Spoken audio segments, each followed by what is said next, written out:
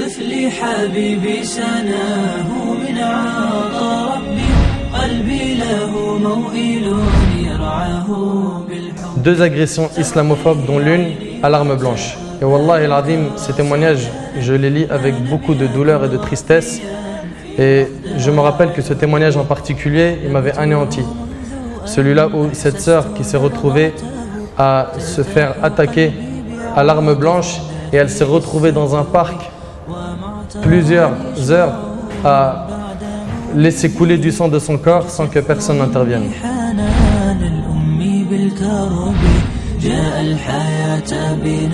Voilà le statut d'une jeune fille qui est musulmane et qui a été accusée de quoi? Juste tout simplement de porter un petit bandeau de 5 cm, elle le portait juste de temps en temps, et un pantalon large et une jupe longue.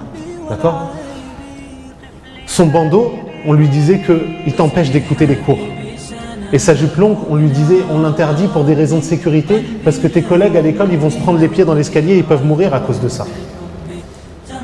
D'accord? Et ce traitement-là, il nous fait rire, mais en vérité, il s'applique tous les jours dans bien des écoles.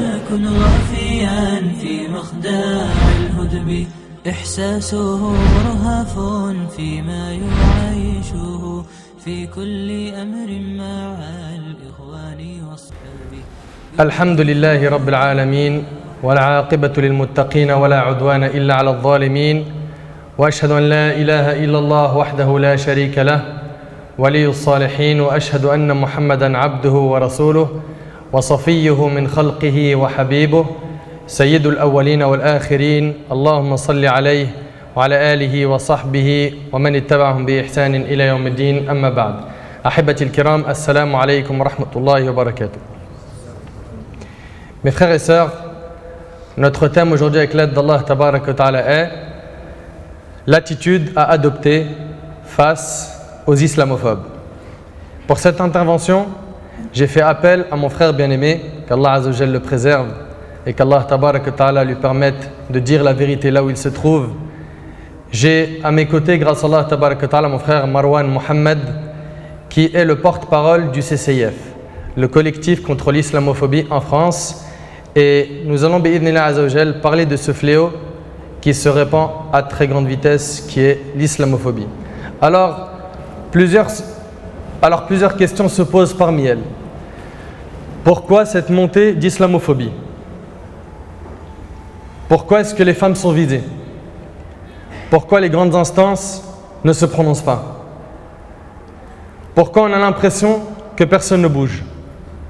Comment mettre à l'abri nos sœurs? Qui contacter en cas de problème? Que fait le CCIF face à tout cela? Le but de cette intervention avec l'aide d'Allah Jalla wa Ala est d'essayer d'apporter des éléments de réponse à toutes ces questions. Mes frères et sœurs, permettez-moi, avant de donner la parole à mon frère Marwan et qu'il puisse répondre à toutes les questions qu'on vient de poser, permettez-moi de revenir un petit peu sur l'actualité afin que vous compreniez l'objet de notre intervention. Hélas, nous sommes tristes de ce qui s'est produit ces derniers temps. Il y a eu une succession d'événements qui ont touché la communauté musulmane. Yani, à titre d'exemple, le 20 mai 2013 à Argenteuil, l'agression d'une jeune femme, par 3 hommes, la sœur Rabia, jeune fille de 17 ans, portant le hijab, qui s'est fait agresser par 3 individus alors qu'elle rentrait chez elle. Coup de poing, coup de pied, je vous passe les détails. Sans compter les insultes, sale arabe, sale musulmane, en lui arrachant son foulard. Ça, c'était le 20 mai 2013. Ensuite, le 11 juin à Argenteuil, usage disproportionné de la force lors d'un contrôle d'identité d'une femme en niqab. Pareil, cette femme se fait contrôler par des agents de police et le contrôle a rapidement dérapé. Le jeudi 13 juin à Argenteuil, agression islamophobe d'une femme par plusieurs hommes, agression islamophobe d'une femme par plusieurs hommes et elle a perdu son bébé. Et ça, bien sûr, jusqu'à maintenant, on en pleure des larmes. Rien que le fait d'y penser, de repenser à cette sœur, qu'Allah Azza wa Jal la préserve, qu'Allah Tabarak wa Ta'ala lui accorde patience, qu'Allah Jalla wa Ala la récompense pour cette dure épreuve qu'elle a subie. Cette femme qui était enceinte, elle a été attaquée en pleine rue Ils l'ont donc frappée, ils ont coupé de ses cheveux. Quand elle a dit qu'elle était enceinte, ça ne s'est pas arrêté, ça s'est empiré. Et après, cette victime qui était traumatisée et qui était à terre, lorsqu'elle a été emmenée aux urgences à l'hôpital, la police et les médias ont minimisé son affaire alors qu'elle avait perdu son bébé. Vendredi 14 juin, près d'Orléans, agression islamophobe violente de 3 femmes musulmanes. Donc on voit que ça s'est vraiment succédé. C'était des événements qui étaient très proches l'un de l'autre. Et c'est quoi ton problème? Sale arabe, des insultes, je déteste votre religion, vous êtes une sale race et j'en passe. Vendredi 12 juillet et samedi 13 juillet à Reims, 2 agressions islamophobes dont l'une à l'arme blanche. Et Wallahi al-Adim, ces témoignages, je les lis avec beaucoup de douleur et de tristesse. Et je me rappelle que ce témoignage en particulier, il m'avait anéanti. Celui-là où cette sœur qui s'est retrouvée à se faire attaquer à l'arme blanche et elle s'est retrouvée dans un parc plusieurs heures à laisser couler du sang de son corps sans que personne n'intervienne. Le 15 juillet, attrape agression d'une femme en hijab à l'arme blanche. Ça c'est le 15 juillet. Le 17 juillet, attrape usage disproportionné de la force policière lors d'un contrôle d'identité.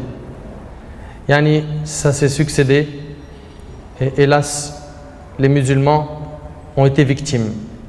Mon frère Marwan, sans trop tarder, j'aimerais te donner la parole en te posant quelques questions auxquelles la communauté entière attend des éléments de réponse.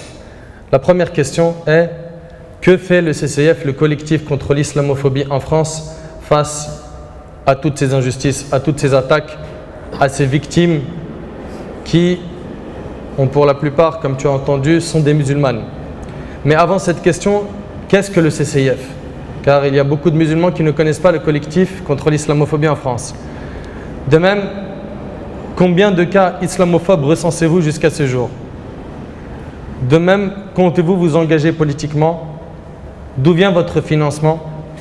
Présentez un petit peu vos résultats afin que la communauté apprenne à vous connaître.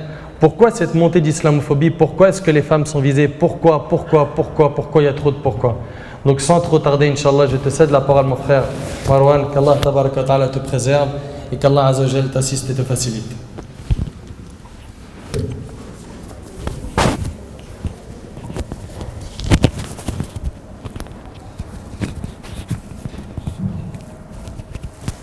Bismillah ar-Rahman ar-Rahim, wa salatu wa salam ala Rasulillah, amma ba'd, assalamu alaikum wa rahmatullahi wa barakatuh. D'abord, barakallahu fikum de votre présence et de votre invitation. On était censé passer un mois de Ramadan de spiritualité et de recueil sur soi, de rechargeage de batterie.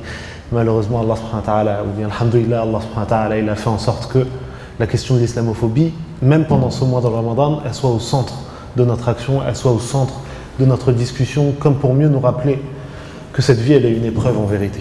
Et qu'Allah subhanahu wa ta'ala, il attend de nous aussi une capacité à réagir de la meilleure des façons, même au milieu de l'épreuve, même quand ça semble le plus difficile, même quand on n'a plus assez de larmes pour pleurer les victimes, même quand on n'a plus assez de tristesse pour faire face à ces injustices qui nous touchent et qui touchent malheureusement les plus fragiles, les plus sensibles parmi nous, nos sœurs. D'abord, je vais commencer par présenter l'association que je représente. C'est le collectif contre l'islamophobie en France. C'est une association qui a été créée en 2003 par des musulmans qui prenaient la mesure de ce qu'était l'islamophobie à l'époque. Et à l'époque, si vous vous rappelez bien, on était en train de discuter dans l'opinion publique de l'opportunité d'une loi, la loi de 2004, celle que vous connaissez, qui est venue interdire le port des signes jugés ostensibles à l'intérieur de l'école publique. Et puis à l'époque, il y avait de plus en plus d'intellectuels, de figures publiques qui prenaient position, et certains d'entre eux qui étaient tellement à l'aise, qui revendiquaient à la télévision le fait d'être islamophobe. Ils disent: je suis islamophobe, ça ne me gêne pas de le déclarer. Et puis ils étaient tellement fiers, ils étaient tellement en sécurité qu'ils pouvaient le dire à la télé. Et ce qui était grave, c'était pas juste qu'ils le disent, c'était que les gens qui sont autour d'eux en vérité ne réagissent pas à ça. Personne qui tique sur le plateau qui dit: attendez, c'est quand même grave ce que vous dites. Et donc il y a eu la nécessité de créer une association qui allait défendre les victimes de discrimination et de violences islamophobes. Et puis au fur et à mesure, le gros de l'activité, le cœur de l'activité du CCIF, c'était d'assister les victimes. Comment? Eh bien, d'abord en leur répondant, en les conseillant. On avait des coups de fil, des emails, où des sœurs en majorité nous disaient voilà, j'ai été discriminée à l'entrée de l'université, à l'entrée d'un restaurant, ou bien dans mon travail, ou bien j'ai été agressée, on m'a bousculé, on m'a fait ci ou ça. Et quand je suis allé au commissariat pour déposer plainte, eh bien le commissaire a refusé de prendre ma plainte en m'envoyant balader. Qu'est-ce que je fais? Et puis on voyait qu'elles n'avaient personne pour les défendre, mais alhamdoulilah, on a pu être présent à leur côté et puis les aider à faire valoir leurs droits au fur et à mesure. Donc qu'est-ce qu'on fait quand on est saisi par une victime? La première chose déjà, c'est de la rassurer, parce qu'on ne réalise pas au quotidien, mais quelqu'un qui vient de se faire bousculer, quelqu'un qui vient de se faire insulter, quelqu'un qui vient de se faire discriminer ou frapper, il est dans un état, ou elle est dans un état, dans la plupart des cas, un état de détresse, psychologique aussi. D'accord? Donc la première chose, c'est d'apporter secours à cette victime, de voir est-ce qu'elle est protégée, est-ce qu'elle est dans un lieu sûr maintenant, est-ce qu'il y a des mots ou des attitudes ou des gestes qu'on peut avoir dans les premières minutes pour essayer de la rassurer, de la ramener au calme, afin de pouvoir l'aider de la manière la plus efficace. Et le cas typique, ça va être une femme qui porte le foulard, qui porte un hijab simple, et qui va être discriminée. Mais de plus en plus, on a des cas d'agression avec des insultes, des crachats, quelqu'un qui va lui arracher son foulard dans la rue, la bousculer ou même la frapper, parfois avec des armes, comme on l'a vu dans les cas que Nader décrivait un peu plus tôt. Et donc, dans les minutes qui suivent, ce qu'on va essayer de faire, c'est de compiler les éléments de preuve les plus importants afin de pouvoir identifier les agresseurs, identifier les discriminants et pouvoir les faire arrêter et les faire juger. D'accord? Quand c'est des cas d'agression, c'est comme ça qu'on va agir. Et quand c'est des cas de discrimination, on va essayer de les résoudre. Donc quand par exemple il y a un restaurant, ou bien une salle de sport, ou bien une université qui discrimine des femmes musulmanes, on va les contacter. Et dès qu'ils vont avoir un juriste ou un avocat ou une avocate au bout du fil, tout de suite, ça va se calmer très très vite. Parce qu'ils pensent que ces femmes musulmanes-là, elles sont sans défense.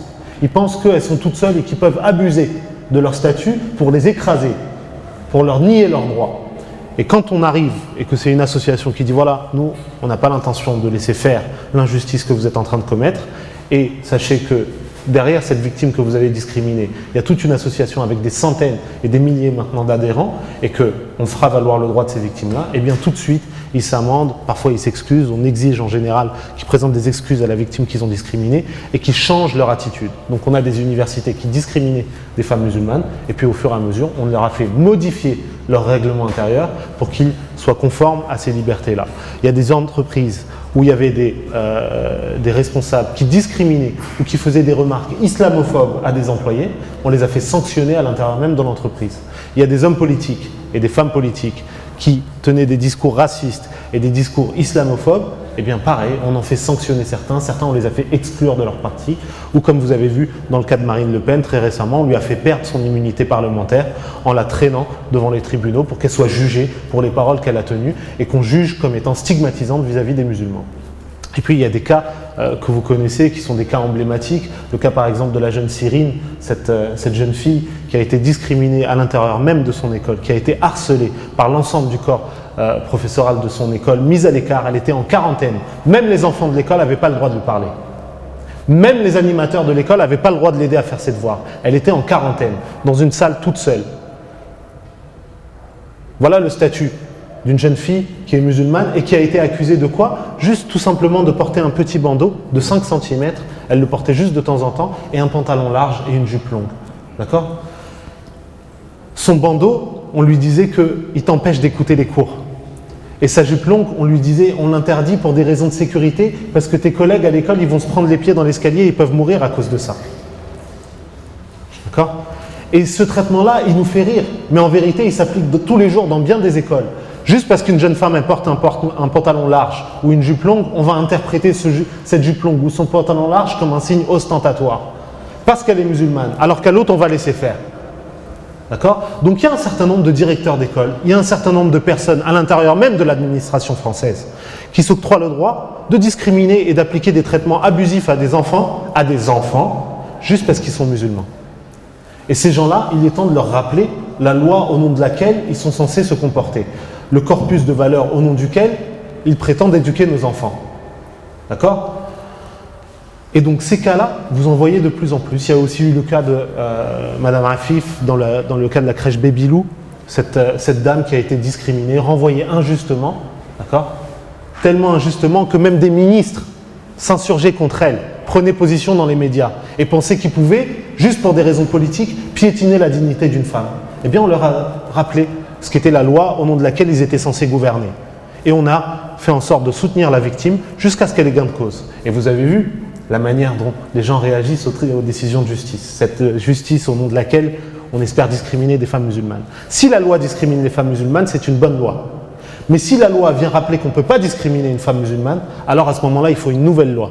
Parce qu'en vérité, on ne sera jamais satisfait des musulmans tant qu'ils ont cette religion-là. Tant qu'ils pensent que leur dignité elle vaut encore quelque chose, tant que les femmes n'auront pas enlevé leur hijab, que les hommes n'auront pas rasé leur barbe, qu'ils n'auront pas abandonné toute pratique, toute appartenance à l'islam, personne ne sera satisfait d'eux. D'accord ? Et on le voit, jamais le fait de renoncer ou de nier sa foi ne va être une solution.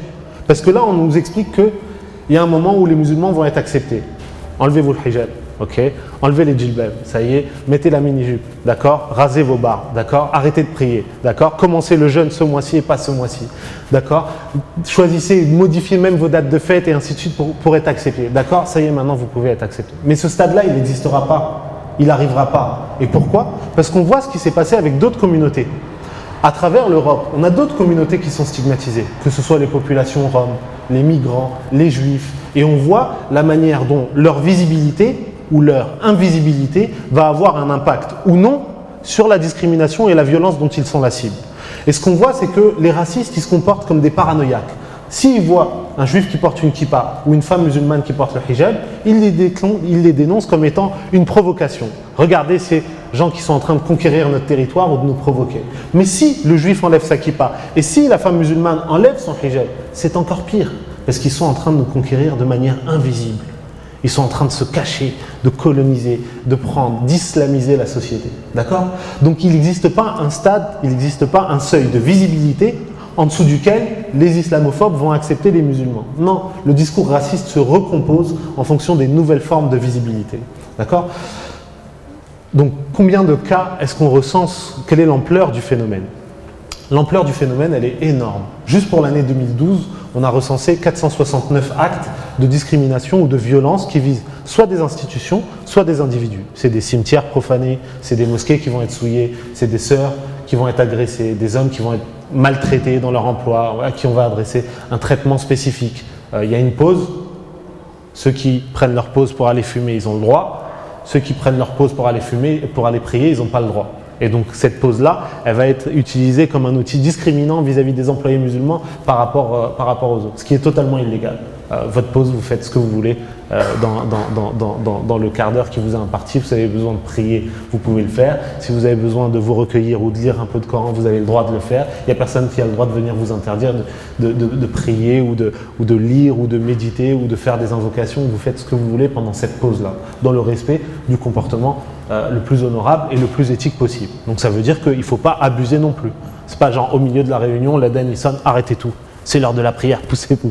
Non, mais ces cas-là, même si on les revendique de la part des islamophobes, ils n'existent pas. Au sens statistique, on n'a pas d'entreprise qui nous saisissent et qui nous disent voilà, nos employés musulmans, ils abusent et ils ont des revendications, ils demandent des passe-droits, ils demandent des choses que les autres employés n'ont pas le droit. Non, ça n'existe pas au sens statistique du terme. Et donc l'idée de revendication communautaire qui nous est systématiquement opposée, elle est fausse au sens statistique. Et d'ailleurs, là, vous avez vu, il y a des extrémistes, des éradicateurs qui essaient de demander à ce qu'à l'université aussi le hijab soit interdit, ce qui est totalement illégal et qui n'arrivera pas parce que c'est anticonstitutionnel. Ils se prévalent d'une revendication communautaire. Et les universités leur répondent à ces extrémistes. Ils disent il n'y a pas de revendication communautaire. Et ça se passe très bien dans les universités. Il n'y a pas de souci, les femmes elles ont le droit de porter leur foulard si elles le souhaitent. Elles étudient comme tout le monde, elles ont des bonnes notes et elles réussissent dans ces cas-là, il n'y a pas de problème. Donc créez pas un problème là où nous on n'a pas de problème et où les musulmans et les non-musulmans ils coexistent de manière très sereine, de manière très apaisée. Donc ces cas-là, ces 469 actes, ils sont une goutte d'eau dans l'océan islamophobe. Parce que toutes les universités, toutes les associations, toutes les mosquées où je vais intervenir, quand je demande qui parmi vous a été victime ou témoin d'actes islamophobes, donc levez la main, ceux qui ont été victimes ou témoins d'actes islamophobes ou qui en ont eu dans leur entourage. Il n'y a pas eu d'actes islamophobes aujourd'hui ? Donc quasiment tout le monde a été victime ou témoin d'un acte islamophobe, et pourtant, quasiment jamais il y a une plainte qui est déposée. Quasiment jamais on déclare l'acte, on reporte l'acte. Souvent, on a même intériorisé ce stigmate-là. On dit, voilà, Allah ghal, c'est pas la peine de faire des vagues. On nous a insultés, on nous a craché à la figure. Bon, ça va passer, au bout d'un moment, on va s'y faire. Donc, ce chiffre-là, il sous-estime l'ampleur des actes islamophobes, aussi parce que toutes les victimes ne sont pas au courant que le CCIF est à leur disposition pour les conseiller, pour les accompagner juridiquement dans ce processus-là. Et puis, l'autre chose qui est notable, c'est que 94% des victimes d'agression sont des femmes. D'accord ? Elles représentent 85% de l'ensemble des cas, mais 94% dans les cas d'agression. Donc, plus c'est violent, plus on vise des femmes. Et pourquoi ce sont des femmes qui sont visées ? Eh bien parce que, de manière générale, les agresseurs islamophobes sont des lâches. D'accord ? Et ils s'adressent aux plus fragiles d'entre nous. C'est rare qu'on a un islamophobe qui va aller voir une bande de jeunes musulmans et leur dire « voilà, vous n'avez rien à faire ici, vous retournez dans votre pays » ou ainsi de suite. On se demande pourquoi. D'accord ? Et puis aussi le fait que nos sœurs, puisqu'elles portent pour beaucoup d'entre elles un foulard, elles vont être visibles, identifiables immédiatement comme étant des femmes musulmanes, et elles vont être visées pour ça aussi. Et ce n'est pas juste des musulmanes qu'on vise, c'est aussi des femmes. Donc il y a une cumulation des marqueurs de discrimination, le fait d'être musulmane, le fait d'être pour la majorité arabe ou noire, le fait d'être des femmes, et donc ces stigmates de discrimination, ils s'ajoutent les uns aux autres, et ils augmentent la probabilité des femmes d'être visées par des actes islamophobes. Est-ce qu'on compte, nous, s'engager politiquement ? La réponse c'est non, absolument non. Qu'est-ce que ça veut dire, s'engager politiquement ? Ça veut dire que, de manière générale, quand on regarde l'historique de la lutte antiraciste à travers l'Europe, on voit que beaucoup d'organisations, elles prétendaient aider des victimes de discrimination, des Arabes, des Noirs, des migrants, des réfugiés, d'accord ? Et puis au fur et à mesure, elles se servaient de ça comme d'une cause politique, d'accord ? Donc on a vu la manière dont SOS Racisme a été affilié au Parti Socialiste, et au bout du compte, ce qui était un sentiment légitime dans les années 80, cette marche des beurs, qui était aussi une marche contre l'islamophobie. À l'époque, les frères qui manifestaient dans ces mouvements-là, les frères qui se sont levés à Marseille après que quelqu'un ait été assassiné, ils revendiquaient aussi le droit d'avoir des mosquées. Ils revendiquaient le droit à la pratique religieuse, à une époque où c'était encore complètement tabou d'être des musulmans. D'accord ? Et très vite, on a vu la récupération dont ils ont été l'objet. On était des musulmans, on est devenus des beurs. On était indignés face à une injustice, eh ben, on nous a donné, on nous a offert, on nous a forcé des modalités d'indignation. On nous a expliqué qu'il fallait faire des concerts et chanter et danser et manger du couscous pour s'indigner de l'injustice dont les musulmans et les arabes de l'époque étaient la cible. Et au fur et à mesure, cette colère-là, elle a été piétinée. Cette dignité-là, elle a été piétinée. Elle a été instrumentalisée. Pourquoi ? Pour des causes politiques. Pour servir de légitimation au Parti Socialiste comme étant le parti des opprimés, le parti des malheureux, des gens qui souffrent. D'accord ? Ce même Parti Socialiste qui aujourd'hui, par la voix du ministre de l'Intérieur, nous explique que la lutte contre le voile est un combat essentiel pour la République. D'accord ?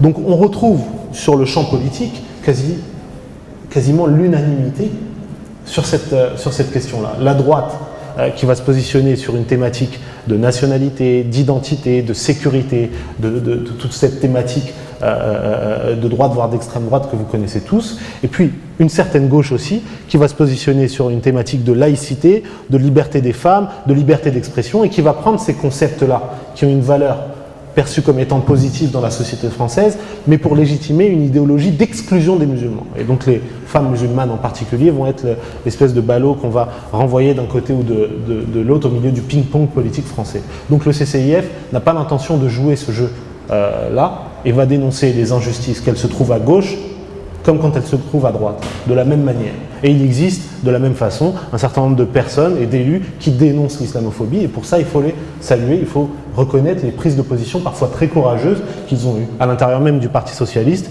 vous avez quelqu'un comme Christophe Caresche, que je ne soutiens pas nécessairement d'un point de vue politique, mais qui, au milieu de la déferlante islamophobe à laquelle on a eu droit après la décision de Bébilou, a fait une tribune contre son parti, a dénoncé les discours islamophobes à l'intérieur même de son parti.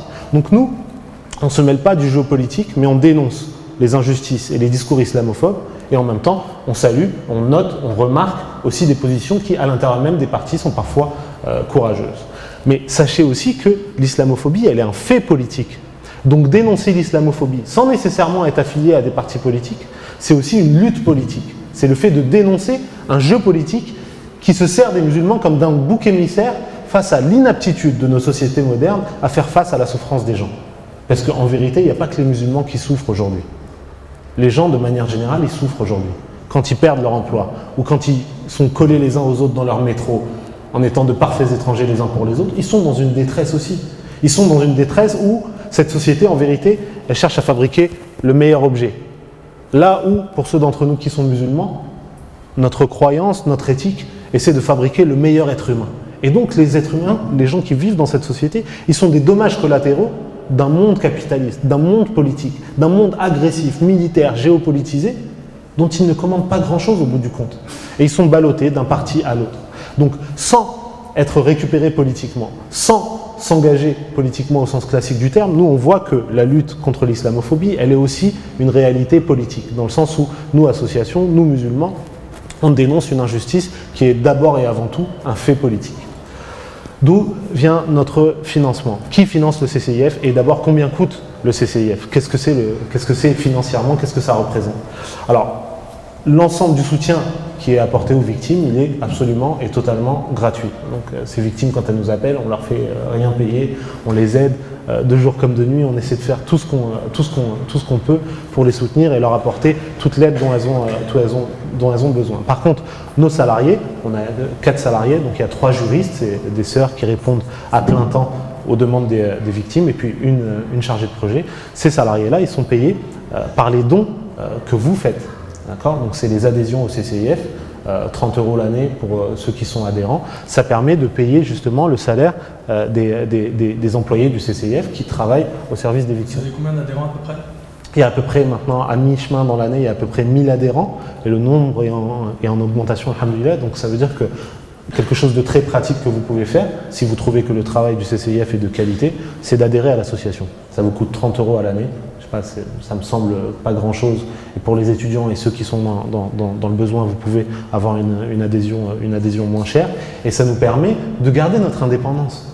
Ça permet d'avoir une association qui, il me semble, est indépendante, pas affiliée politiquement, pas affiliée à telle ou telle fédération, ni à tel ou tel gouvernement, et qui travaille pour et par les musulmans, qui essaient d'aider ces victimes-là sans être récupérées et en faisant le travail le plus utile possible pour faire valoir leurs droits. Donc le financement du CCIF, pour les salaires, les loyers, toutes nos dépenses annuelles, c'est exclusivement les adhésions et les dons des adhérents. Et ensuite, quand il y a des projets au coup par coup, par exemple en 2012, pour beaucoup d'entre vous, vous avez suivi la campagne de communication qu'on avait fait, on va faire un appel aux dons circonstanciés. Donc par exemple pour la campagne, elle avait coûté à peu près 75-80 000 €.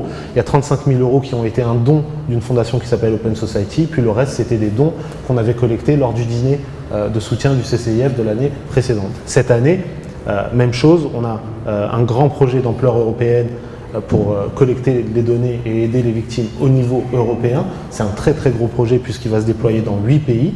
Cette année, pendant le dîner de soutien, on a fait un appel aux dons là-dessus. Et puis la Commission européenne, alhamdoulilah, va octroyer une subvention pour permettre à ce projet d'exister et de déployer le travail que le CCIF fait en France dans d'autres pays européens, parce qu'il faut savoir que ce n'est pas juste les musulmans de France qui sont touchés. En Allemagne, en Belgique, en Espagne, en Italie, en Bulgarie, les musulmans sont touchés, parfois de manière beaucoup plus violente. En Allemagne, je vous rappelle qu'il y a une sœur, rahimahullah, qui a été tuée, Marwa al-Sharbini, elle a été poignardée par un islamophobe dans un tribunal allemand. Et quand la police est arrivée pour voir ce qui se passait, elle a tiré sur son mari parce qu'il pensait qu'il était l'agresseur. Donc c'est un cas typique où on voit que la femme musulmane est visée par une agression, et au lieu d'aller chercher le coupable, on va trouver le premier musulman et on le juge immédiatement comme suspect. La première intuition du policier quand il arrive dans le tribunal, c'est que c'est le musulman qui est la cause de ce trouble. Donc, ce phénomène-là, il est pan-européen, et donc du coup, l'un des projets du CCIF cette année, Inch'Allah, avec d'autres organisations musulmanes européennes, c'est d'élargir le champ de la lutte pour pouvoir peser au niveau du Parlement européen afin d'outrepasser la position du gouvernement français sur ces questions-là, puisqu'ils sont dans une attitude le plus souvent de déni. Même sur le terme islamophobie, il faut pinailler. Comme s'il faut nous expliquer à nous ce dont on est victime et le sentiment qui nous guide. Même pour choisir les mots, il faut nous expliquer comment faire. D'accord ? Donc il faut rejeter cette attitude infantilisante, une fois de plus vis-à-vis des musulmans qui vivent en France, et dire en fait on n'a pas besoin de votre soutien pour dénoncer les injustices, et que vous soyez d'accord ou non, nous obtiendrons notre droit, nous obtiendrons le respect de notre liberté, nous obtiendrons le respect de notre pratique et de ce qui fait notre foi et notre dignité. D'accord ? Donc voilà pour ce qui est des financements. Et bien sûr, si l'un ou l'une parmi vous a envie de soutenir le CCIF, le réflexe le plus simple, c'est www.islamophobie.net et d'adhérer ou bien de faire un don ou bien de devenir bénévole au sein du CCIF. Je rappelle que nous, on a 4 salariés, mais le reste d'entre nous sont des bénévoles. Donc, alhamdoulilah, que ce soit le président ou le webmaster ou les frères et sœurs qui interagissent, moi le premier, on essaie de donner de notre temps comme on peut, et c'est pas notre métier à la base. On a appris tout ça juste pour les besoins de soutenir le CCIF. Donc quelle que soit votre compétence, ne croyez pas que vous servez à rien. Au contraire, chacun et chacune d'entre nous, à son échelle, il peut faire un travail majeur pour cette cause-là. Donc les résultats, comment ça se chiffre, comment ça se passe? Alors depuis 2003, nous on a compté un petit peu le travail qui avait été fait. Il y a plus de 2000 victimes qu'on a aidées depuis le temps. 2000 victimes qu'on a pu assister, grâce auxquelles on a pu intervenir pour faire valoir leurs droits. Et alhamdoulilah, on gagne quasiment l'intégralité des démarches qu'on entame. En général, il n'y a même pas besoin d'aller jusqu'au projet. Le simple fait d'appeler le restaurant, le simple fait d'appeler l'entreprise, le simple fait d'appeler l'université pour dire ce que vous faites, ou l'école primaire, ou qui abuse et ainsi de suite de leur position, en général, dans les 5 minutes, c'est réglé. Ou bien il faut entamer une démarche, nous on va envoyer un recommandé avec accusé de réception, avec une lettre qui va être très substantiée où on exige la modification du règlement intérieur abusif ou bien des excuses pour la victime et ainsi de suite, et on va obtenir gain de cause très rapidement, alhamdoulilah. Mais on peut faire ce travail si et seulement si on travaille dans la clarté avec la victime. C'est-à-dire que la victime nous contacte en premier lieu, et puis elle va avoir l'ensemble des éléments du dossier, et puis nous, des fois, on va dire non. Par exemple, je sais pas, quelqu'un qui nous appelle et nous dit voilà, ma femme a divorcé, c'est parce qu'elle est islamophobe. On peut pas plaider, on peut pas vérifier la teneur des faits, surtout qu'elle est musulmane aussi. Et puis c'est pas parce que tu as envie de causer du tort à ta femme que tu vas nous contacter. Ou bien dans une entreprise, un frère nous contacte et nous dit voilà, mon patron est islamophobe, d'accord, parce qu'il ne m'a pas donné une augmentation. Je suis désolé, il s'avère que tu n'as pas fait ton travail correctement ou que l'entreprise n'a pas les moyens de te donner une augmentation, c'est pas un acte islamophobe. D'accord ? Et puis il y a des choses qui vont être de l'ordre du racisme et qui vont être effectivement injustes, mais qui ne vont pas avoir une qualification islamophobe. C'est anti-arabe ou anti-immigré, mais il n'y a pas une charge anti-religieuse explicite. Dans ces cas-là, on va essayer d'aider la victime. Mais nous, on ne va pas le compter dans les statistiques comme étant islamophobe. Parce qu'il faut être très rigoureux. Nous, on n'est pas des gens injustes. Donc, de la même manière que les gens sont injustes avec nous, nous, on ne va pas reproduire ça. Donc, on ne va pas essayer de gonfler les chiffres.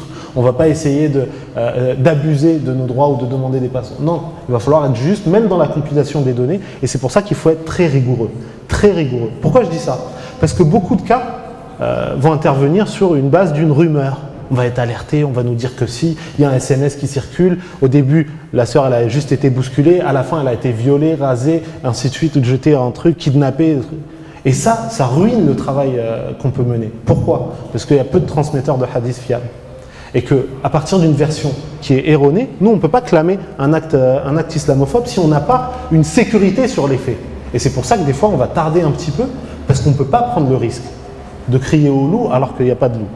Et on ne peut pas prendre le risque de créer une tension médiatique et un buzz et ainsi de suite, alors qu'il n'y a pas une réalité et une clarté sur les faits. D'accord ? De la même manière qu'on réclame la justice et qu'on réclame la rigueur dans la gestion des faits, eh ben nous, on doit être les premiers exemples de cette rigueur et de cette fiabilité. D'accord ? Et donc, c'est une des conditions nécessaires pour que nous, on puisse faire notre travail le plus sereinement. Pourquoi cette montée d'islamophobie ? D'abord, comme je disais tout à l'heure, parce qu'il y a une détresse et il y a une tension de manière générale. Et puis, on a trouvé des coupables immédiats à la souffrance des gens. Les gens, ils souffrent parce qu'ils n'ont pas d'emploi ou ils sont dans la pauvreté, et nous, on leur explique que s'ils n'ont pas d'emploi, c'est parce qu'il y a des immigrés. Les gens, ils souffrent, ils ne savent plus ce que vont devenir leurs enfants, parce qu'ils ont du mal à se projeter dans l'avenir. Ils ont l'impression que leur tradition, leur identité, ce qui faisait l'héritage de leurs parents, il est en train d'être perdu au fur et à mesure. Et nous, on leur dit que c'est ce hijab et cette barbe qui viennent abîmer ta langue française ou ton identité française. Et c'est un sentiment qu'il faut entendre. Il ne faut pas l'excuser, mais il faut l'entendre et il faut le comprendre. Et les gens qui sont en situation de crainte vis-à-vis de la présence musulmane en France et en Europe, ils se trompent réellement de colère. S'ils voulaient préserver la tradition française ou ce qui fait la culture française, alors qu'ils essaient de promouvoir la langue française, qu'ils essaient de promouvoir les choses positives qu'il y a dans l'héritage de l'histoire de France. Je ne parle pas des guerres coloniales. Il n'y a pas à avoir de fierté vis-à-vis de ça. Au contraire, la France devrait présenter des excuses pour les injustices qu'elle a commises dans l'histoire. Mais de la même manière, il y a eu aussi des choses positives.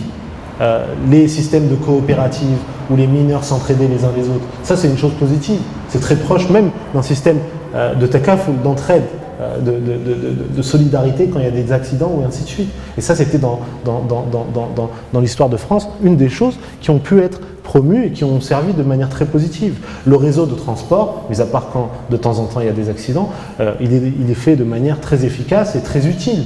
D'accord ? Et il y a un savoir-faire français sur les chemins de fer et sur l'ingénierie qui mérite d'être promu et diffusé. Sauf que les racistes, ils ne sont pas fiers de ça. Ils sont fiers de leur guerre coloniale et de leurs agressions et de leurs violences et de leurs injustices en vérité.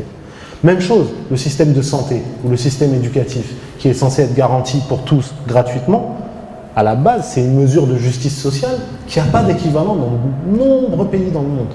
Le fait, pour chacun d'entre nous, si on a un enfant qui est malade à 3h du mat, d'arriver à l'hôpital et de dire voilà, mon enfant il est malade, est-ce que vous pouvez essayer de le soigner? Ça, c'est une mise en œuvre d'une idée de justice sociale qu'on célèbre rarement. Pourtant, c'est une bonne chose. Voilà une des choses qui mérite d'être fière et d'être diffusée. D'accord ? Et donc, de manière générale, les Français, nos concitoyens français, ils n'ont pas d'histoire, ils n'ont pas de projet de société. Ils sont en détresse. Et il y a des hommes politiques et des femmes politiques qui servent d'eux juste pour acquérir le pouvoir. D'accord ? Il y a des entreprises qui essaient de maximiser leurs profits et eux, ils sont juste le dommage collatéral de ça. Et donc, ils ont une colère, et cette colère, on leur désigne des victimes pour ça. Donc, l'une des principales causes d'islamophobie, c'est l'incapacité de notre société à produire une narration collective dans laquelle les gens se rassemblent au lieu de se diviser, se rassemblent dans leurs différences, dans leur singularité, sans se juger, sans se stigmatiser les uns les autres, mais en s'écoutant les uns les autres. Première cause. Deuxième cause, le fait que être islamophobe aujourd'hui, ça coûte pas cher et ça rapporte gros. Ça permet de passer à la télévision, ça permet d'écrire des livres sur le prétendu islamisme ou le radicalisme ou le salafisme ou le djihadisme. Et puis ça coûte pas cher parce qu'en général on est salué pour ça et on passe pour quelqu'un de très courageux. J'ai dénoncé le radicalisme, regardez comme je suis forte, regardez comme je suis courageuse. D'accord ? J'ai fait un dessin qui est absolument insupportable, qui montre le prophète sallallahu alayhi wa sallam dans une posture absolument outrageante et ainsi de suite. Et ça passe pour du courage. D'accord ? On est capable de le faire avec des musulmans. On est rarement capable de le faire pour des présidents ou pour des gens qui vont tout de suite taper du poing sur la table et vous faire virer de la radio ou vous faire virer de la télévision. Ça, c'est des causes. Et puis ensuite, la réalité, à savoir qu'un certain nombre de partis politiques sont capables de construire de manière native, c'est-à-dire dans leur ADN politique, dans leur ADN idéologique, des formes de racisme. L'idée de voir les musulmans comme étant une population inférieure, ou l'idée de voir les musulmans comme des populations qui ont besoin d'être aidées. On va vous aider parce que vous êtes des malheureux, vous êtes opprimés, vous êtes soumis, et ainsi de suite. Ça, c'est de manière native que c'est construit. Donc, comment maintenant sortir de cette situation-là ? Et je vais essayer de conclure le plus rapidement possible là-dessus, Inch'Allah. Il y a deux attitudes qui sont à bannir, des attitudes extrêmes. La première, c'est de céder aux provocations, d'accord ? Et de réagir à la violence par la violence. C'est-à-dire qu'on nous traite comme des animaux, et puis nous, en retour, en vérité, on va se comporter de manière très primaire. On nous dit « soyez furieux », et ben nous, on est furieux et on arrive. Il faut sortir dans la rue, il faut faire du désordre, Cette attitude-là, elle est à bannir. Elle est à bannir tout simplement parce que ça n'a jamais été notre tradition. Même du temps, à travers l'histoire musulmane, où il y a eu des injustices encore plus grandes encore, avec des meurtres, avec des massacres, avec des oppressions très lourdes, la réponse a toujours été proportionnée. même quand il y avait l'utilisation de moyens actifs, de moyens d'action. D'accord ? Donc nous, on n'est pas dans cet extrême-là qui réagit à une petite provocation de manière outrancière en cédant à la stimulation, qui est en vérité ce qui est attendu de nous, à savoir d'être des musulmans furieux. La deuxième attitude à strictement refuser, c'est celle de la soumission. C'est celle de dire, en vérité, les musulmans l'ont bien cherché. Et ces femmes-là, elles n'ont qu'à enlever leur foulard pour être acceptées, et ces hommes-là, ils n'ont qu'à raser leur barbe, et ainsi de suite. D'accord ? Et ça ne sert à rien de déposer plainte, puisque de toute façon, on est des victimes pour toujours, et on doit accepter ça, et ainsi de suite. Et il ne faut pas faire de vagues, et à un moment donné, ça passera. Et donc de voir ce genre de discours à l'intérieur même de la communauté musulmane, qui va reprendre en vérité les stigmates islamophobes et les intégrer, c'est à rejeter. Et nous, notre attitude, elle est celle du juste milieu. Ni l'une, ni l'autre. Ce n'est pas une attitude moyenne. C'est dans le sens où je fais un mélange et puis j'essaie de trouver un consensus. Non, c'est une attitude médiane qui dit une chose très simple. Il y a de la colère ? Oui, il y a de la colère. Est-ce qu'elle est juste cette colère ? Oui, elle est juste et elle est légitime. Parce qu'il y a de l'injustice en face. Mais en même temps, cette colère, elle ne sera jamais aussi efficace que si elle est contrôlée et appliquée dans des choses qui vont avoir un impact décisif et un impact utile. La présence des musulmans, elle est digne et déterminée. Digne, parce que quoi que ce soit que disent les islamophobes, elle ne diminue rien de notre humanité. Elle ne diminue rien de notre honneur. Et quand une femme musulmane porte un hijab et qu'elle le fait de manière accomplie, elle doit être fière de le faire. D'accord ? Et quoi qu'en disent les islamophobes, ça ne gâche rien de son honneur et de sa dignité et de son épanouissement. Et la pire chose qui puisse arriver, ce serait d'intérioriser ce discours et de se dire à quoi bon faire des études si je sais à l'avance que je vais être discriminé. À quoi bon essayer de faire quelque chose d'utile dans la société où je vis si je sais à l'avance qu'on va me détester en tant qu'homme ou femme musulmane. Et donc il faut refuser ce discours-là et garder notre dignité, garder notre tête relevée en sachant que si on ne le fait pas pour nous, on le fait pour nos enfants. Parce que quel que soit le problème auquel on est incapable de faire face, ce sera à nos enfants d'y faire face. Et chacun d'entre nous, dans son miroir, il doit être conscient de ça. Si on est incapable de mettre un point final à l'islamophobie qu'on est en train de traverser, ce sera nos enfants qui devront le faire à notre place. D'accord ? Donc c'est ça notre attitude, de faire valoir nos droits, de savoir quand on se mobilise et comment on se mobilise de la manière la plus ciblée et la plus efficace possible, sans faire de désordre, sans soumission. C'est ça notre attitude.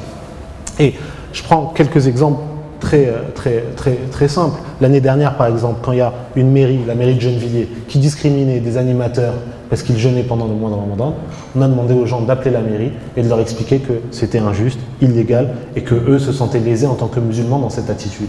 Il a fallu 7 heures à la mairie pour changer d'opinion, s'excuser et intégrer dans leur règlement intérieur qu'on ne discrimine pas des employés pour cette cause-là. D'accord ? Et ils ont accepté et garanti que l'ensemble des animateurs pouvaient jeûner comme ils le souhaitaient, à condition de se sentir en bonne santé pour pouvoir encadrer les enfants, ce qui me semble être une posture équilibrée. Si tu penses que tu es en état de jeûner, tu jeûnes et tu as le droit de le faire, mais on te fait confiance pour t'occuper de tous les enfants dont tu as la charge.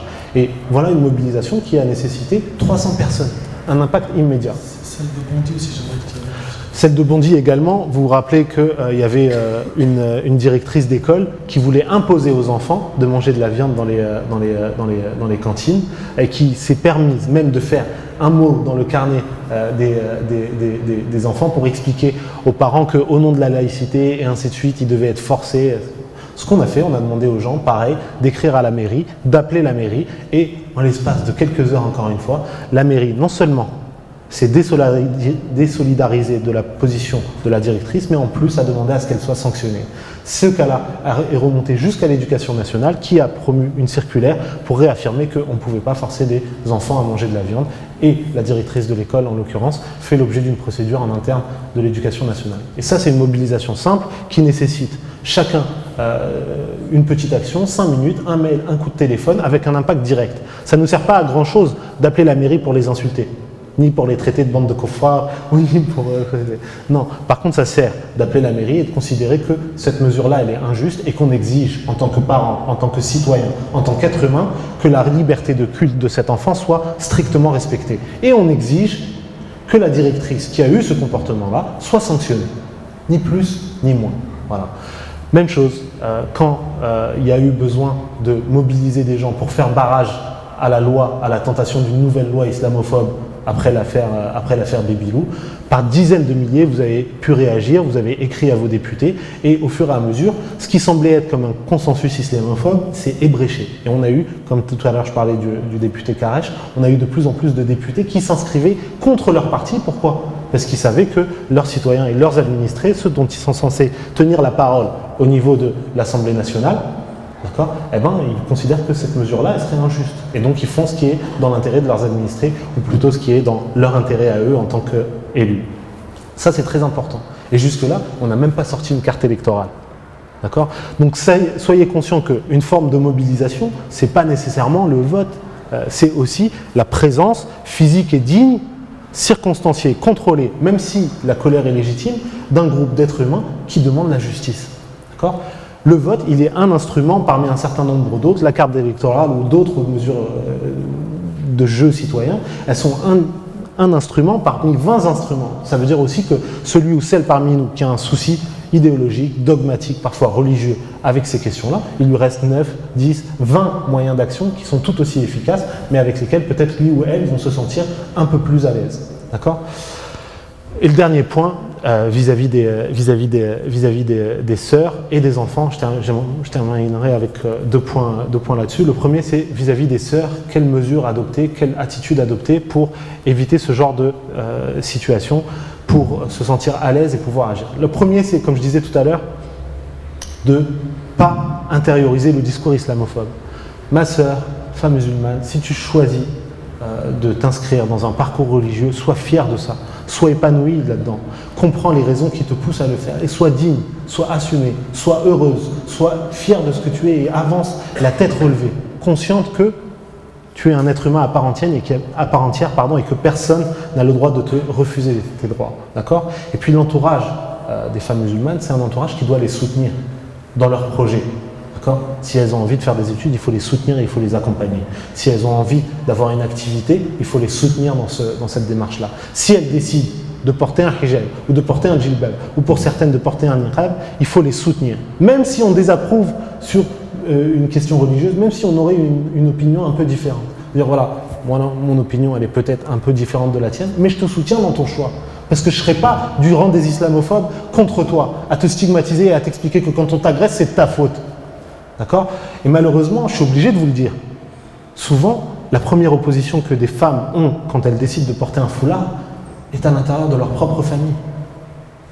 Et ça, c'est pas Marine Le Pen ou Nicolas Sarkozy qui l'a fait. C'est nous et nous seuls.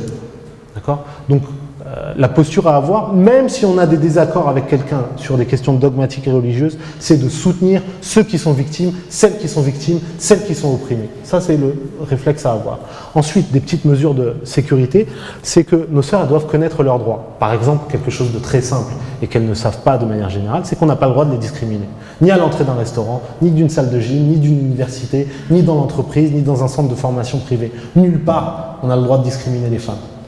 D'accord ? Et donc, il faut le savoir, ni au nom de la laïcité. Au nom de la laïcité, on n'a pas le droit d'introduire un règlement intérieur qui serait abusif. D'accord ? Donc ça, il faut le savoir. Même chose, quand vous êtes contrôlé par la police, si vous voyez que c'est un contrôle intimidant ou abusif, n'hésitez pas à filmer l'altercation. N'hésitez pas à filmer le contrôle, vous avez le droit à l'image. Et l'agent de police, il est le premier justifiable de son comportement vis-à-vis des citoyens. D'accord ? Autre chose, par vague d'islamophobie, essayez d'organiser les sorties, essayez d'organiser les événements d'une manière où, d'un point de vue sécurité, les choses sont cadrées. D'accord ? Ça veut dire que je vois mal, par exemple, une sœur sortir à 3h du mat sans que quelqu'un soit prévenu ou sans qu'elle soit accompagnée, ou ainsi de suite. Surtout dans des quartiers où on a vu une résurgence de cas d'islamophobie. Si vous avez envie de faire une sortie ou un événement, ainsi de suite, n'hésitez pas à solliciter des gens autour de vous pour avoir un minimum d'encadrement, pour que si vous faites un pique-nique, il y ait quelques papas ou tontons à côté, juste au cas où, histoire qu'il n'y ait pas de provocation ou des choses comme ça. Si vous sortez, essayez de faire vos sorties de manière organisée, mais en même temps, rassurez-vous, quoi.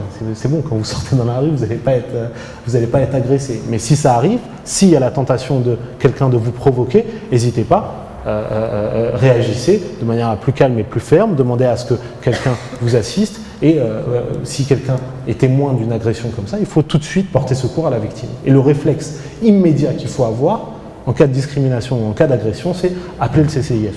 D'accord, donc www.islamophobie.net. Au moment du montage, Inch'Allah, il faudra rajouter le numéro de téléphone, comme ça les victimes peuvent le noter dans votre répertoire. Tout le monde doit avoir dans son répertoire direct le numéro du CCIF. Si tata ou maman ou ma soeur ou ma cousine ou mon ami a été victime d'un acte de discrimination, que ça devienne un réflexe, au moins de prendre conseil. Après, vous faites ce que vous voulez. Après, si vous avez besoin d'aller déposer plainte, vous le faites. Si votre plainte est refusée, on vous accompagne. Si vous avez besoin d'un soutien ou de conseil juridique, on le fait.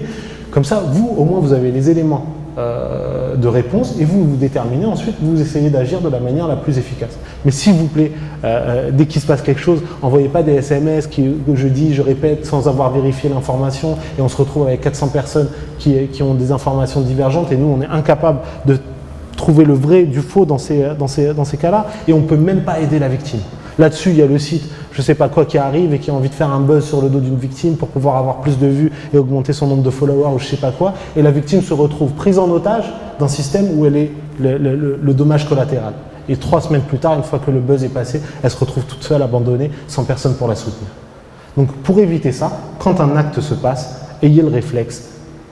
Enregistrer l'ensemble des informations, s'il y a l'identité des témoins qui sont là si possible, s'il y a des preuves ou des éléments de preuve, compilez-les, contactez-nous, comme ça on vous dit qu'est-ce qu'il y a à faire, et puis ensuite vous faites ce que vous voulez, vous allez déposer plainte ou vous avez besoin de nous pour vous soutenir juridiquement, on peut le faire et ainsi de suite. Comme ça, vous êtes armé d'un point de vue juridique, argumentaire, pour faire valoir vos droits, Inch'Allah. Et puis le dernier message, c'est concernant les enfants. Une fois, lors d'une conférence, il y a un papa qui était venu me voir, un tonton il était venu me voir et il me disait voilà, ce serait bien que tu dises aux jeunes de relever la tête et d'avoir une éducation et ainsi de suite. Et il y avait beaucoup de monde qui était venu pour poser des questions, donc j'ai honte maintenant de le dire, mais c'est comme si j'avais écouté rapidement sa question sans lui donner toute l'importance qu'elle méritait. J'ai écouté son conseil rapidement sans lui donner toute l'importance qu'il méritait. Et il l'a vu. Et il m'a dit, tu sais, si je te dis ça, c'est pas pour moi en fait, c'est pour toi et les générations à venir. Parce que moi, je suis né dans une terre colonisée. Et même quand je suis arrivé en France, j'ai été colonisé. On nous traitait de cette manière et on nous traitait de cette manière et on ne relevait pas la tête. À tel point que mon logiciel, il est colonisé. Ma façon de voir ma condition, même quand je suis victime d'injustice, c'est une vision colonisée. C'est-à-dire que je ne m'octroie même pas le droit de m'indigner et de dénoncer l'injustice parce qu'au bout du compte, je me traite comme si je l'avais mérité. Parce qu'on m'a appris à me comporter comme ça. Donc fais en sorte que ces enfants-là, ils n'aient pas le même stigmate et ils n'aient pas la même façon de penser. Et donc, l'enjeu, c'est aussi un enjeu d'éducation. D'accord ? D'éduquer une génération d'hommes et de femmes musulmanes qui sont en vérité bien dans leur peau, qui sont pleinement épanouis sur le plan religieux, qui n'ont pas honte d'être musulmans, parce que les musulmans n'ont pas à avoir honte d'être musulmans, et en tant que musulmans, on s'excuse de strictement rien du tout, d'accord ? Et en même temps, qui sont bien dans leur basket, qui vivent avec les gens dans une société, et qui sont des facteurs de quelque chose de positif. Nous, les musulmans, si on est fidèle à notre éthique, on doit être des facteurs de amr bil ma'ruf, nahy anil munkar. D'accord ? Donc on doit être des facteurs de lutte contre l'injustice, quel que soit l'agresseur et quelle que soit la victime. Ça veut dire que de la même manière qu'aujourd'hui on se réunit pour parler d'islamophobie, on devrait avoir le même engagement quand on voit des Roms dont le camp est pillé, dévasté, avec les femmes qui sont séparées des hommes et des enfants à 4h du matin et renvoyés dans des camps ailleurs. Ça devrait nous faire pleurer, ça devrait nous réveiller la nuit. Quand des frères ils se retrouvent dans des camps de réfugiés à Sangatte ou à Calais, ou dans des cases où ils sont maltraités, même pour faire le mois de Ramadan, ils sont tout seuls, il n'y a personne qui est avec eux, et on retrouve des associations, même non musulmanes, qui sont là pour eux, et nous on est absents de ça, parce qu'on est occupé à manger un tagine. Si ce n'est pas la honte pour nous, qu'est-ce que c'est ? Où ils sont cette génération de musulmans qui vont inspirer l'humanité sur le plan de l'éducation, sur le plan de la santé, sur le plan de la gestion de l'environnement. Il est temps que cette génération-là, elle émerge. Oui, il faut dénoncer l'injustice dont on est à la cible, mais il faut aussi être des facteurs de quelque chose de positif dans notre société. Il faut, et je terminerai là-dessus, Inch'Allah, hausser notre niveau de jeu. Au lieu d'être des spectateurs de notre propre procès, relever la tête face à l'injustice et impulser notre propre histoire. Il est bien temps qu'on définisse la vision de société qu'on a envie d'impulser dans le monde dans lequel on vit. Il est bien temps que nous définissions à partir d'abord de nous-mêmes et ensuite avec nos amis, nos voisins, nos collègues, nos co-étudiants, la manière dont on peut changer ce monde pour en faire un endroit plus juste. Et en faisant ça, Inch'Allah Ta'ala, on sortira à chaque fois de la situation de problème à laquelle on voudrait nous assigner pour être des solutions, et on le fait pour le bien de l'humanité et on se réalise pleinement en tant que musulman en faisant ça aussi. Barakallahu fikum. À nos frères et nos sœurs musulmans et musulmanes qui, comme je l'ai été ces derniers temps, le sont aussi, ils sont touchés intérieurement, touchés par les faits, touchés par les successions d'actes islamophobes, touchés par la situation de certains musulmans qui ont été pas simplement stigmatisés, leurs droits étaient bafoués, etc. Le premier de ces points, mon frère ainsi que toi ma sœur, concerne la réalité de la vie présente. C'est que tu dois comprendre, mon frère ainsi que toi ma sœur, que l'épreuve, al-ibtila, fait partie intégrante de l'existence terrestre. Allah Jalla wa Ala a dit dans Sourate Al-Baqarah, Sourate 2, versets 155 et 156, وَلَنَبْلُوَنَّكُمْ بِشَيْءٍ مِّنَ الْخَوْفِ وَالْجُوعِ ونقص من الأموال والأنفس والثمرات وبشر الصابرين الذين إذا أصابتهم مصيبة قالوا إنا لله وإنا إليه راجعون. Allah Azza wa Jalla dit très certainement nous vous éprouverons. Donc Allah Tabaraka wa Ta'ala il va nous éprouver. Nous vous éprouverons par un peu de peur, de faim et de diminution de biens, de personnes et de fruits. Et fais la bonne annonce aux endurants qui disent quand un malheur les atteint, Inna lillah wa inna ilayhi raji'un, certes nous appartenons à Allah et c'est à lui que nous retournerons. Et d'après Sa'ad radiyallahu ta'ala anhu, et le hadith il est rapporté par l'imam al-Tirmidhi et d'autres, il dit qu'il a demandé au prophète alayhi salatu wasalam quels sont les gens les plus éprouvés. Car il y en a certains qui ne comprennent pas en fait que l'épreuve touche le croyant. Il se dit mais j'adore Allah, je prie, je jeûne, je fais du mal à personne, la sœur dit je porte mon hijab, je suis souriante, j'aide mes parents, etc. Mais je suis éprouvé. Pourquoi? Le prophète, alayhi salatu wassalam, quand il a été questionné, quels sont les gens les plus éprouvés, il alayhi salatu wassalam, a dit Ashaddun nasi bala al-anbiya. Les gens les plus éprouvés sont les prophètes. Pourtant, subhanallah, les prophètes, c'est les plus aimés d'Allah. Ils ont été éprouvés. Puis, ceux qui leur succèdent en degré. L'homme est éprouvé selon le degré de sa piété. Plus tu vas faire augmenter l'iman, l'adoration, la pratique religieuse, le taqwa, plus l'épreuve, elle va augmenter. Il sera éprouvé donc selon le degré de sa foi. Le croyant ne cesse d'être éprouvé jusqu'à ce qu'il marche sur terre lavé de toute faute.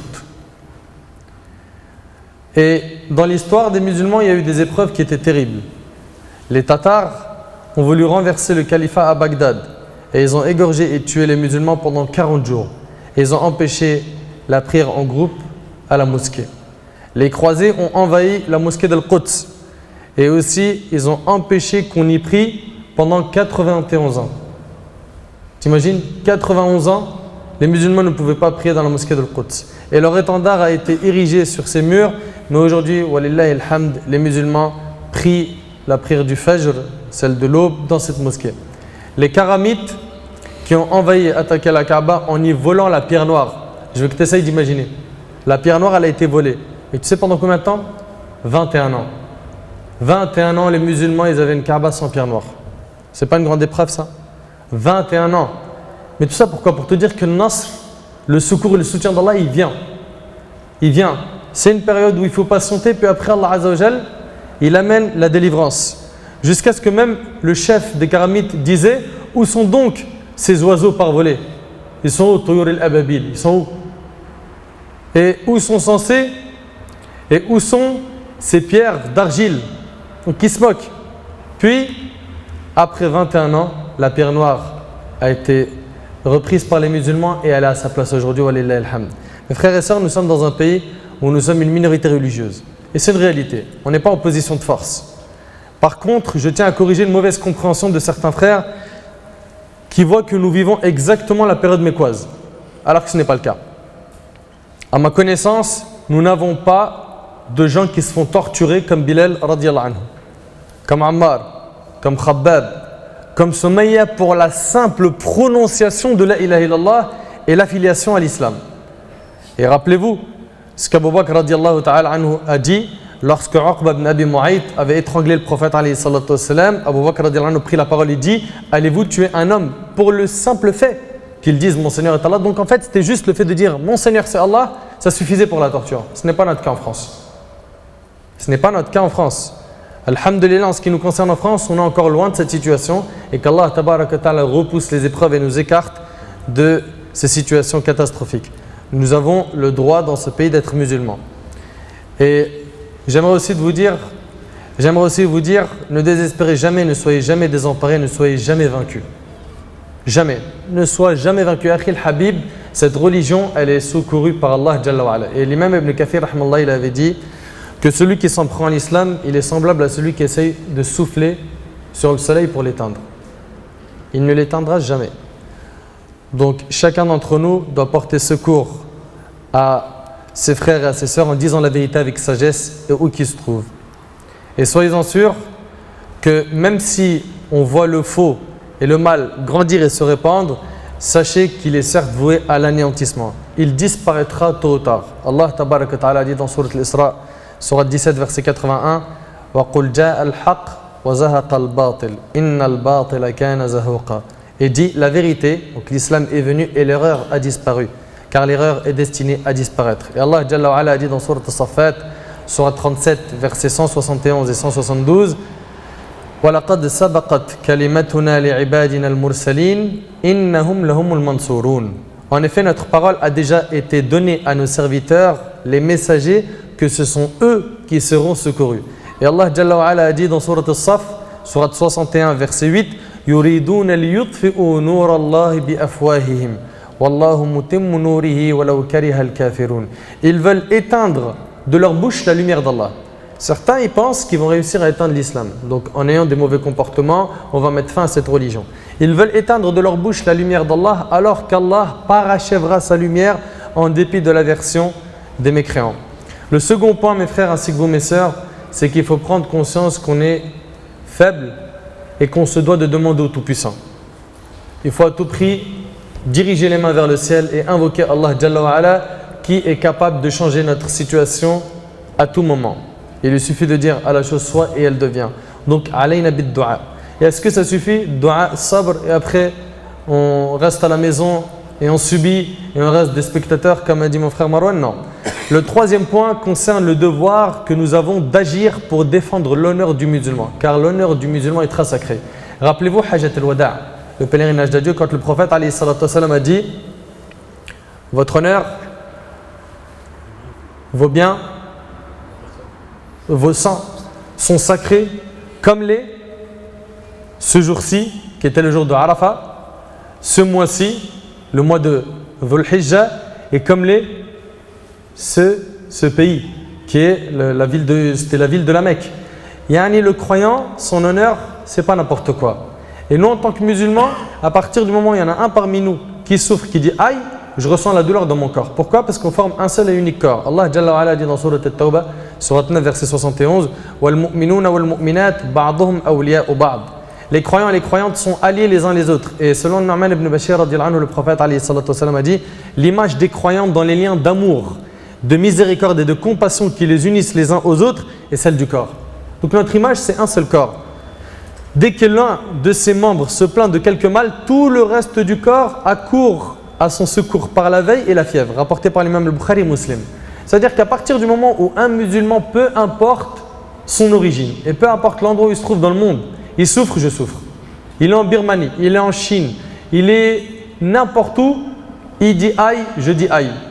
D'accord? Je ne peux pas dormir en étant serein tant que mon frère souffre. Ça, c'est quelque chose qu'on doit avoir dans notre cœur. Parce que là, on a des musulmans qui ne se soucient pas de l'affaire des musulmans. Ils disent tant pis pour eux. C'est bien fait pour eux. Ils l'ont cherché. Ça, c'est triste. C'est triste et ça ne doit pas être notre comportement. Un jour, Abdullah ibn Umar radiyallahu anhuma a regardé la Kaaba et a dit qu'est-ce que tu es sacré auprès d'Allah, mais l'honneur du croyant est plus sacré que toi auprès d'Allah. T'imagines? Détruire la Kaaba, ça a moins d'importance que de toucher à l'honneur d'un croyant. Et ça, c'est rapporté par l'imam Tirmidhi, authentifié par Sheikh al-Albani. Et nos ancêtres, as-Salaf rahimahumullah, ils prenaient directement la défense de l'honneur de leur frère, qu'il soit présent ou absent. Déjà, parlons de l'absent. Absent, c'est-à-dire qu'il n'est pas présent, il le défend. Qu'en est-il s'il est s'il est présent. Qais ibn Abi Hizam rapporte qu'il était à Médine, dans un endroit appelé Ahjar al-Zayt. Ahjar al-Zayt.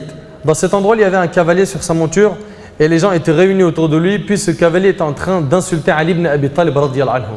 Vous imaginez Ali, le quatrième calife de l'islam, celui qui a épousé la fille du prophète alayhi salatu wasalam, Fatima radiyallahu anha. Pendant que ce dernier était en train d'insulter Ali ibn Abi Talib, Sa'd ibn Abi Waqqas radiyallahu anhu arriva et dit: pourquoi insultes-tu Ali? N'a-t-il pas été le premier enfant à embrasser l'islam? Regarde la défense de l'honneur du croyant. Ça manque aujourd'hui. Aujourd'hui, quand une affaire elle est médiatisée d'une musulmane, par exemple parce qu'elle a le niqab, elle a le niqab, c'est bien fait pour elle. Subhanallah, au lieu de défendre son honneur, non, ce n'est pas le premier réflexe. N'a-t-il pas été le premier enfant à embrasser l'islam? N'a-t-il pas été le premier à prier avec le prophète alayhi salatu wassalam? N'a-t-il pas été le plus savant des gens? N'a-t-il pas été le plus ascète des gens? Et Sa'd radiyallahu anhu continue ainsi à citer les mérites d'Ali ibn Abi Talib jusqu'à dire: n'a-t-il pas épousé la fille du prophète alayhi salatu wassalam? N'a-t-il pas eu le droit à l'étendard des musulmans dans les batailles? Puis Sa'd se dirigea vers la Qibla, la direction de la Mecque. Il leva les mains en disant: oh Allah, cet homme insulte un parmi tes alliés. Fais que cette assemblée ne soit pas séparée tant que tu ne nous aies pas montré ce dont tu es capable. Qais ibn Hizam dit: par Allah, les gens ne se sont pas séparés avant que sa monture, la monture de l'homme qui insulte Ali, radiyallahu anhu, avant que sa monture ne se mette en colère contre lui et finisse par le jeter sur un rocher qui brisa son crâne, suite à quoi il mourut. Rapporté par le Hakim. Donc, la prise de défense de l'honneur du croyant, qu'il soit présent ou absent, c'est obligatoire dans la religion, c'est pas optionnel. Et bien sûr, défendre l'honneur du musulman ne doit pas engendrer un mal plus grand que celui qui est déjà commis. Parce que comme on a été touché et impacté par ces actes islamophobes et que beaucoup d'entre nous ont été plus que frustrés, certains ont voulu réagir en mal. Ils ont voulu utiliser la violence, alors que ça pouvait passer par de la casse, par brûler, par. Mon frère ainsi que toi, ma soeur, ne change pas le mal par un plus grand mal. Et écoute avec moi ces paroles qui valent très cher de son éminence, l'imam Ibn al-Qayyim, rahimahullah, rahimahullah azza wa jal. Il dit: Inna Nabi alayhi salatu wa salam shar'a li ummatihi ijab inkar al-munkar liyahsul min al-ma'ruf ma yuhibbuhu Allah wa rasuluhu. Fa in kana inkar al-munkar يستلزم ما هو أنكر من المنكر فهو أمر بمنكر وسعي في معصية الله ورسوله. Le prophète alayhi salatu wassalam a légiféré à sa communauté l'obligation d'interdire le blâmable afin que soit accompli le convenable. Le prophète alayhi salatu wassalam a légiféré à sa communauté l'obligation d'interdire le blâmable afin que soit accompli le convenable qu'Allah et son messager alayhi salatu wassalam aiment. Nous, quand on blâme un blâmable, c'est pour amener le convenable à la place, n'est-ce pas? C'est pas pour amener un blâmable plus grand. Et écoute ce qu'il dit Ibn al-Qayyim rahimahullah, il dit: si en interdisant le blâmable, cela apporte un plus grand mal, donc il y a un acte islamophobe, moi je réagis en faisant payer les musulmans encore plus par une grosse bêtise, et bien écoute bien, si en interdisant le blâmable, cela apporte un plus grand mal, cela revient à ordonner le mal et à prendre le chemin de la désobéissance à Allah et de son messager. Ça, c'est ce qu'a dit l'imam Ibn al-Qayyim al-Jawziyya rahimahullah. Et pour illustrer ça, un petit exemple rapide, et c'est une histoire réelle qui s'est produite en Égypte. Il y a un père de famille qui avait acheté un fauteuil en cuir blanc. Bien sûr, ça coûte cher, il l'a posé dans le salon, il était tout content. Son petit enfant est venu avec un feutre et il a mis un coup de feutre dans le fauteuil blanc. T'imagines, mon frère Marwan? Un coup de feutre. C'est-à-dire, un de nos enfants, il nous ferait ça. C'est vrai que la colère, elle va prendre place immédiatement. Mais comment est-ce que je vais faire une fois que cette colère elle est présente? Est-ce que je vais réagir comme un musulman ou je vais dépasser les limites? Donc, ce père est devenu fou furieux. Il a pris son fils et il lui a attaché ses deux mains à une chaise de la cuisine. Sa mère s'est interposée pour le défendre et il l'a rejeté violemment et il est parti prendre un bâton ou je ne sais quoi pour frapper son fils. Et il l'a frappé alors qu'il avait les deux mains attachées sur une chaise. Puis après un certain temps, après plusieurs coups, l'enfant a crié, un cri traumatisant. Il l'a laissé, il est parti. En revenant, le papa, après un certain temps, il s'aperçoit que les deux mains de son fils, ils sont bleues, toutes bleues. Là, il a eu peur. Bleu, t'imagines, bleu du début à la fin. Il a pris son fils aux urgences et la surprise, c'est une fois arrivé à l'hôpital, on lui a dit « Ces deux mains ne bougeront plus jamais et il faut les couper tout de suite » et c'est ce qu'ils firent. Donc cet homme, en voulant changer le mal, il l'a changé par un mal plus grand. Et la peur face à certaines réactions de certains musulmans, on a peur en fait que certains musulmans, en réagissant mal, fassent payer les musulmanes en premier lieu beaucoup plus que ce qu'elles payent. Ça, c'est un grand danger parce que toi, tu vois tout de suite, il a fait ça, il faut que je fasse un crime. Mais le problème, c'est qu'on a peur que ce crime amène encore beaucoup plus à nos sœurs. Et c'est elles qui vont payer au final. Donc, il faut faire super attention à ça. Voilà comment ce père a changé le mal et tel a été le résultat. Donc, mes bien-aimés en Allah Azza wa Jal, sachez que la violence n'arrangera pas les choses et qu'il faut réagir intelligemment face à ces actes islamophobes à la lumière du Coran et de la Sunna avec la compréhension de nos ancêtres les plus prédécesseurs, rahimahumullah.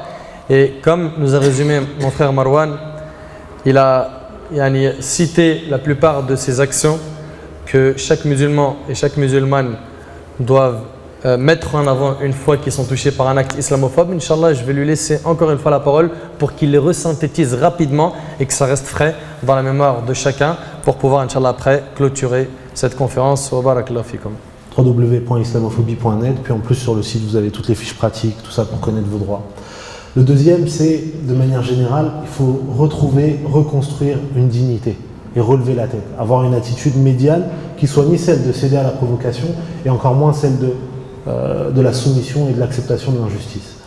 La troisième, c'est il faut soutenir et protéger tous ceux qui sont parmi nous les plus vulnérables, les femmes et les enfants en particulier, avec un traitement vis-à-vis des femmes qui va dans le sens de l'encouragement, du soutien inconditionnel face à leur justice dont elles sont la cible. Puis ensuite, dès qu'il y a un acte islamophobe, que vous soyez victime ou témoin, compilez le plus rapidement possible l'ensemble des informations et l'ensemble des identités et puis contactez-nous pour relater les faits et puis qu'on vous donne les conseils des premiers instants, des premiers moments. Puis enfin, si vous avez du temps, si vous avez la disponibilité ou si vous avez ni l'un ni l'autre mais que vous avez envie de soutenir le travail du CCIF, vous pouvez adhérer au CCIF et vraiment, je le redis, je le dis systématiquement à chaque conférence, ne pensez pas que vous, à votre échelle, vous pouvez rien faire pour la lutte contre l'islamophobie.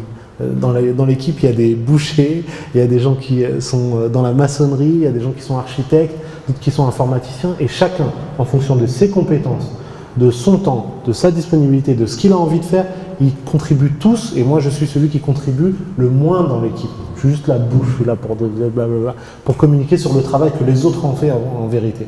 D'accord ? Donc soyez conscients de ça et profitez de ce temps de la fin du mois de Ramadan pour renouveler notre niya et se dire, voilà, cette année, moi à mon échelle, Fatima, Hakim, Paul, Younous, qu'est-ce que je peux faire d'utile ? Comment est-ce que moi je peux faire en sorte que je n'ai pas passé 1 heure dans la mosquée à écouter les frères pour rien. Non, j'ai transformé ce savoir en une action que je peux faire à mon échelle, en alertant les gens autour de moi, ou en aidant pour les prospectus, ou en étant un point d'alerte quand il y a des discriminations, ou bien dans l'institut où j'étudie, en étant le référent, quand il y a quelqu'un qui a un souci d'islamophobie, il vient vers moi et puis moi je recense les informations. Ou bien moi je suis très actif sur les réseaux sociaux, qu'est-ce que je peux faire pour relayer les informations? D'accord? Ça c'est des choses que chacun et chacune d'entre nous peut faire. Et puis au fur et à mesure, cette situation elle va changer. Allah subhanahu wa ta'ala il ne va pas nous laisser tomber. D'accord? Mais Allah subhanahu wa ta'ala il ne change la condition d'un peuple que quand ce peuple-là en premier lieu il prend conscience de l'injustice et il dit voilà ce que moi en tant que peuple je suis prêt à faire et je demande l'aide d'Allah subhanahu wa ta'ala pour réformer, pour changer ma condition pour une condition plus juste. Barakallahu fikum. وأسأل الله سبحانه وتعالى أن ينفعني بما قلت وأن ينفعكم بما سمعتم. سبحانك اللهم وبحمدك أشهد أن لا إله إلا أنت أستغفرك وأتوب إليك.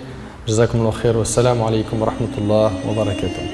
طفلي حبيبي سناه من عطا ربي قلبي له موئل يرعاه بالحب ترقيه عيني وتأبى للكرى سكنا ما لم يكن غافيا في مخداه